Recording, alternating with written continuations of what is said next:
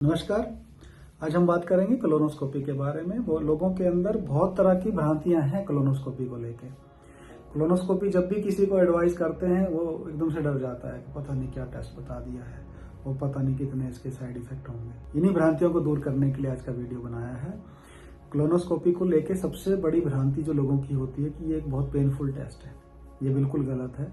ये बिल्कुल भी पेनफुल प्रोसीजर नहीं है और इसमें हल्की फुल्की ब्लोटिंग हो सकती है, क्रैम्पिंग हो सकती है, जो कि आफ्टर प्रोसीजर बिल्कुल ठीक हो जाती है, क्योंकि प्रोसीजर के दौरान उसमें देखने के लिए, इंटेस्टाइन को देखने के लिए हवा डाली जाती है, जिससे थोड़ा ब्लोटिंग हो सकती है। लेकिन आफ्टर प्रोसीजर ये सब चीजें नहीं होती। दूसरी जो भ्रांति होती है लोगों के अंदर कि कोलोनोस्कोपी जो है वो सिर्फ सिम्टोमेटिक लोगों में की जाती है। जब सिम्टम है, ब्लीडिंग के सिम्टम है, पेट के दर्द के सिम्टम है या कोई रेक्टल सिम्टम है, तभी कोलोनोस्कोपी करने की जरूरत होती है। ऐसा भी गलत है। जिन लोगों की फैमिली हिस्ट्री है कोलोन कैंसर की या पॉलिप की, उनके आफ्टर 45 एज के बाद उनको कोलोनोस्कोपी आइडियली करा लेनी चाहिए एक सर्विलेंस के लिए। या जिन लोगों के ऑलरेडी इंटेस्टाइन में कैंसर की प्रॉब्लम रही है, उनको भी आफ्टर सर्जरी सर्विलेंस के लिए कोलोनोस्कोपी करानी चाहिए। और बहुत सारी बिनाइन बीमारियां होती हैं जिनके लिए कोलोनोस्कोपी करनी पड़ती है, जैसे कि किसी को ब्लीडिंग हो रही है, अगर लैट्रिन के रास्ते से लैट्रिन काली आ रही है और पेट में दर्द है या दस्त रहते हैं, कई तरह की बीमारियों के लिए भी कोलोनोस्कोपी की जाती है। इसके बाद थर्ड मिथ लोगों का ये होता है कि जो कोलोनोस्कोपी के लिए जो प्रिपरेशन दी जाती है, दवाई पिलाई जाती है पेट को साफ करने के लिए, वो बहुत खतरनाक होती है। ऐसा भी गलत है।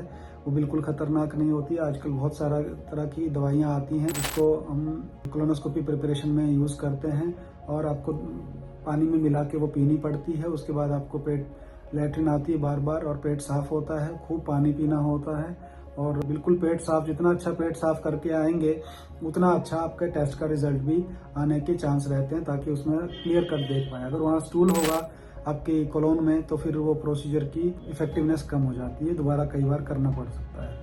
इसीलिए जब भी किसी को कोलोनोस्कोपी की प्रिपरेशन लिखें तो वो खूब पानी पिए, दवाई को अच्छे से पिए, उल्टी ना करें और धीरे धीरे करके पिए और खूब पानी पिए, ताकि पेट आपका अच्छी तरह से साफ हो जाए। फिर एक मिथ और होता है कि कोलोनोस्कोपी बहुत रिस्की प्रोसीजर है। ये भी गलत है।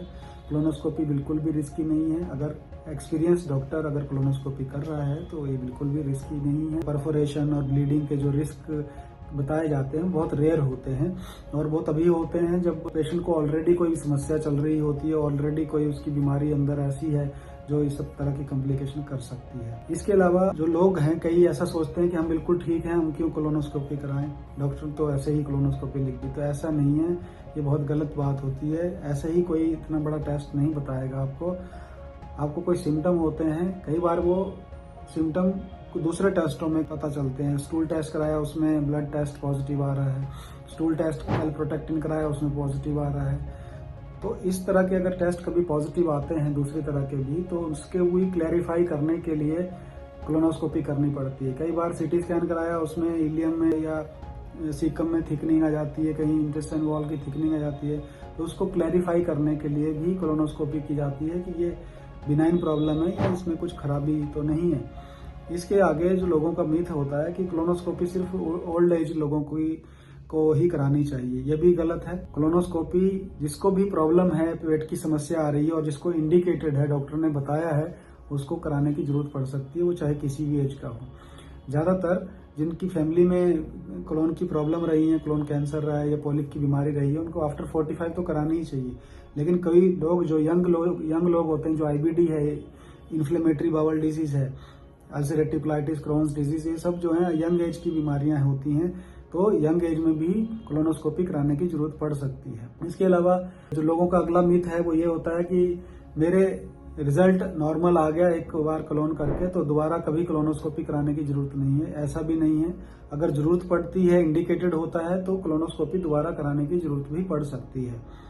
तो मेरा ये वीडियो बनाने का पर्पस यही है कि आप ये कोलोनोस्कोपी जो टेस्ट है इससे डरे नहीं। कोलोनोस्कोपी डायग्नोस्टिक टेस्ट तो है ही, साथ में कई लोगों को इंटरनल हिमोरॉइड्स होते हैं, तो साथ में ही कोलोनोस्कोपी के टाइम पे ही उनमें इंजेक्शन लगा के उनकी ट्रीटमेंट भी हो जाता है।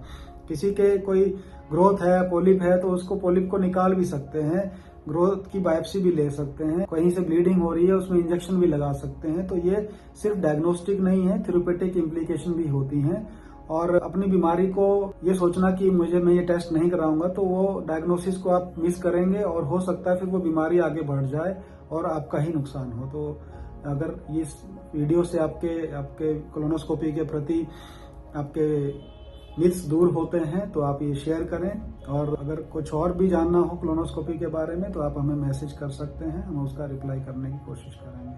धन्यवाद।